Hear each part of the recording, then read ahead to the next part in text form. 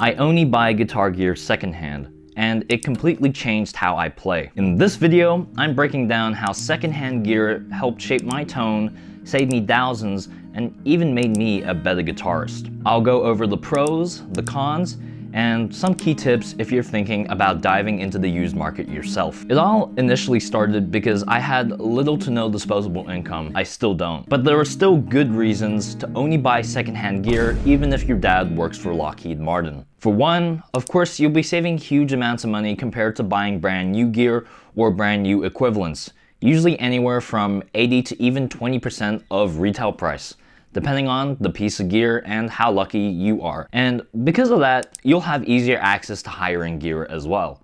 $1,000 can get you something that originally cost $2,000. Older gear most typically, but higher end gear nonetheless. And hey, you might want vintage or discontinued gear. Maybe you're looking for a pedal that isn't being made anymore or doesn't have a successor or a limited run signature guitar. On top of that, all the gear has character. They're usually played in or have been used to some capacity.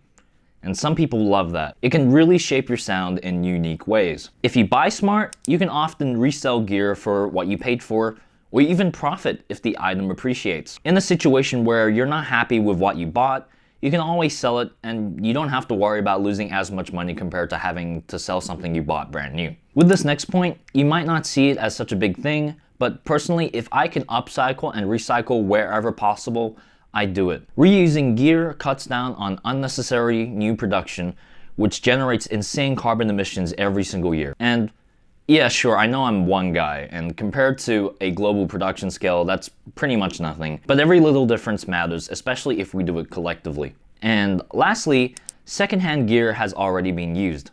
So you can afford to be less precious with it, which might make you more comfortable experimenting or gigging with it, unless it's vintage and highly collectible. Maybe it's not a good idea to leave your open past blue ribbon cans on top of your original 1960s Marshall JTM 45 the next time you jam with your buddies. Those are all some really good reasons as to why you should buy secondhand gear. If you're looking for more advice on purchasing gear, I made a video on how to be a better buyer when it comes to guitar pedals specifically, which you can check out in the top right of this video. But buying used isn't all vintage tone and massive savings. There are also some definite downsides you need to be aware of. For one, if something breaks a month later, you're pretty much on your own. There's no manufacturer support, no easy returns, and this is probably the biggest risk and what turns most people off from secondhand buying in general. Most secondhand purchases are final, which can also be quite bad if you were misled into buying something you didn't expect or want. Because let's face it, the used market also has its share of dishonest sellers. What the hell? Oh my God. Counterfeit pedals, guitars with swap parts, and non-disclosed damage are real issues that you'll possibly encounter, especially with popular or boutique brands. But don't think that the majority of sellers online are trying to make a buck anyhow with no moral or ethical guidelines. Some of these sellers might also be selling the honest real deal, but might not tell you about hidden problems, because some issues aren't immediately obvious. There might be hairline cracks in necks, or bad solder joints, or intermittent electric problems, which might not show up until you've handed over your cash. I mean, nowadays with the internet, it's easier to buy anything from anywhere around the world, but when it comes to some other platforms like Facebook Marketplace, there's no easy checkout button here. So expect to pay via cash only when it comes to platforms like Facebook Marketplace. At times, when shopping for secondhand gear, you have to message people, negotiate, arrange meetups, inspect gear carefully, and to get there sometimes you have to just drive out of your way. It takes effort, patience, and energy.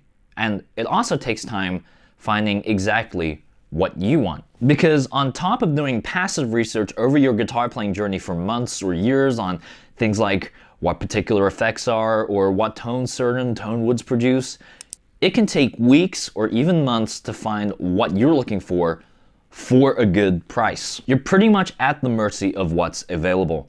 And great deals often disappear within hours or days of being listed. And that often means you have to keep looking daily or often to not miss out. And obviously that can get very exhausting, especially if it's not your top priority. What you might get for a good price might not even be a good price. Huh? Wait, many used guitars often need a setup, new strings, or even repairs as said earlier about hidden problems. That $400 bargain that you got recently might need another $100 to make it playable. And lastly, probably the most dangerous aspect of buying secondhand as a guitarist is that you can very, very easily feed and fuel your gas. Excuse me, not that kind of gas. The thrill of finding deals and lower prices can make it dangerously easy to overbuy. Before you know it, you've got more pedals than you can use and guitars collecting dust. It's a horrible feeling knowing that out there are people who would actually use this piece of gear to the fullest, and all you're doing with it is just admiring it and not using it. I hope the downsides that I mentioned haven't deterred you from buying secondhand. If I've convinced you, here are some essential tips I've learned the hard way. Make sure you always test everything thoroughly before buying. For online purchases, watch and listen to video demos with sound or ask for some from the owner if there aren't any online already. Make sure you research typical prices so you know a good deal when you see one. Learn basic maintenance and setup skills. They'll save you so much money and they'll also help you evaluate potential purchases.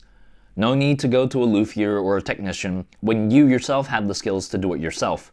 And they're actually way easier than they seem. They're super easy to learn. Keep some cash set aside for unexpected repair needs. Make sure you buy from reputable sources when possible, established sellers or stores, or forum members with good feedback, etc., etc. And lastly, don't be afraid to negotiate, but be reasonable. This kind of applies to like anything that you buy secondhand, you know, clothes, shoes, whatever, anything even outside the guitars. If you know you can realistically get it cheaper, go for it.